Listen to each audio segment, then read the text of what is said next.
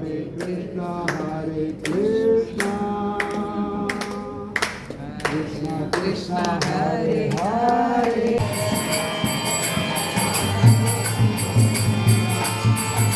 എത്ര കണ്ടാലും മതിയാവാത്ത വൃന്ദാവനത്തിലെ അത്ഭുത കാഴ്ചകളിലൂടെ ഓരോ ദിവസവും നമ്മളിങ്ങനെ കടന്നു പോയിക്കൊണ്ടിരിക്കുകയാണ്.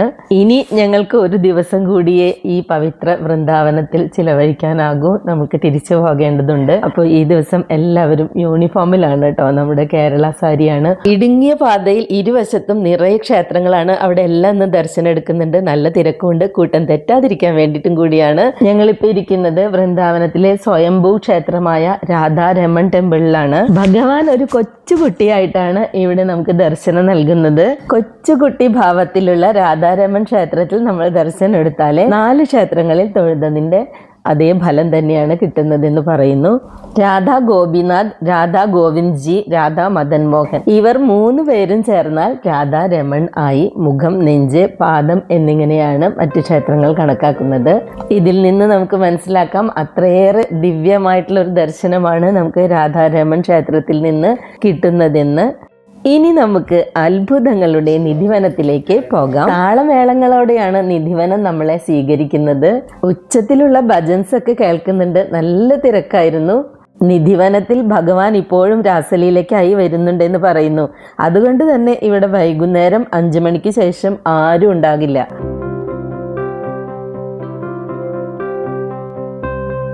ഭഗവാന്റെയും രാധാറാണിയുടെയും രാസലീല നടന്ന ഈ സ്ഥലത്തിന് ഒരുപാട് പ്രത്യേകതകളുണ്ട്.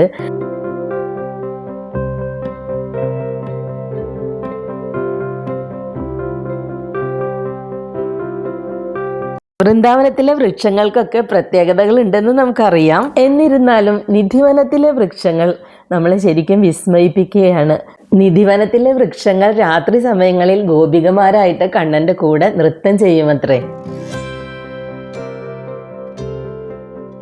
നിധിവനത്തിന് ചുറ്റുമായി ഒത്തിരി ക്ഷേത്രങ്ങളുണ്ട്.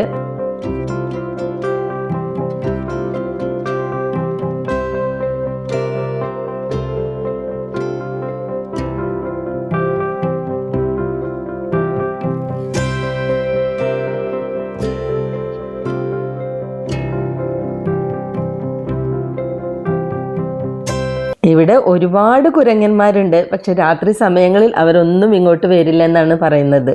കാരണം ഭഗവാന്റെ രാസലീല മറ്റാരും കാണാൻ പാടില്ല. അവിടെ കുറച്ച് സമാധികളൊക്കെ നമ്മൾ കണ്ടു. അപ്പോൾ ചോദിച്ചപ്പോൾ മനസ്സിലാക്കിയത് ഇങ്ങനെയാണ്. രാസലീല ഒളിഞ്ഞു കാണാൻ വന്നവരാണ് അവിടെ തന്നെ സമാധിയായതെന്ന്. മറ്റൊരു തലത്തിൽ ചിന്തിച്ചാൽ ഭഗവാൻ അവർക്ക് മോക്ഷം കൊടുക്കുകയായിരുന്നു.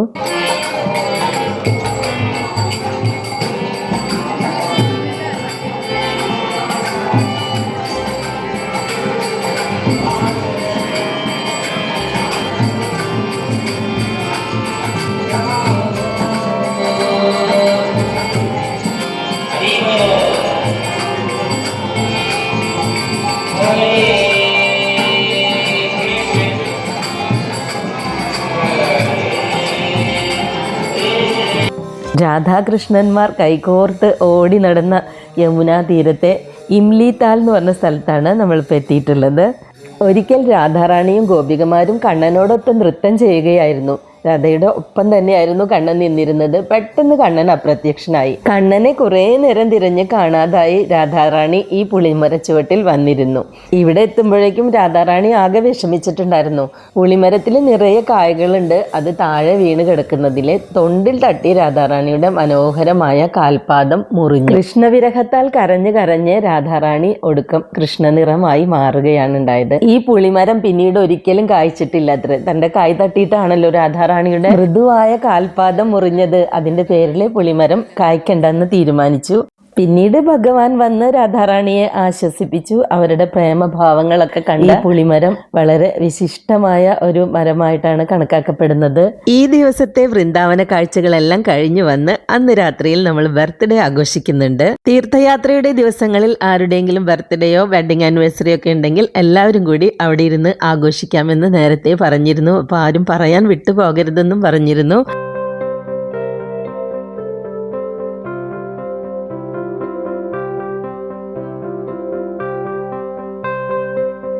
എൻ്റെ വീഡിയോസൊക്കെ കാണുന്ന എല്ലാവരോടും ഒരുപാട് നന്ദി പറയുന്നു. നമുക്ക് നെക്സ്റ്റ് വ്ളോഗിൽ വീണ്ടും കാണാം. അപ്പോൾ ബർത്ത്ഡേ ആഘോഷം കൂടി കണ്ടിട്ട് വീഡിയോ കംപ്ലീറ്റ് ആക്കണം കേട്ടോ.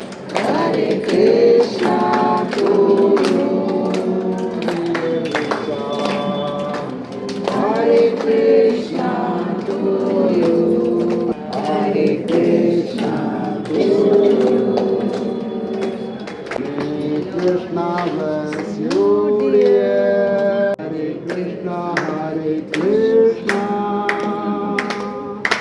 Krishna Krishna, Hare Hare.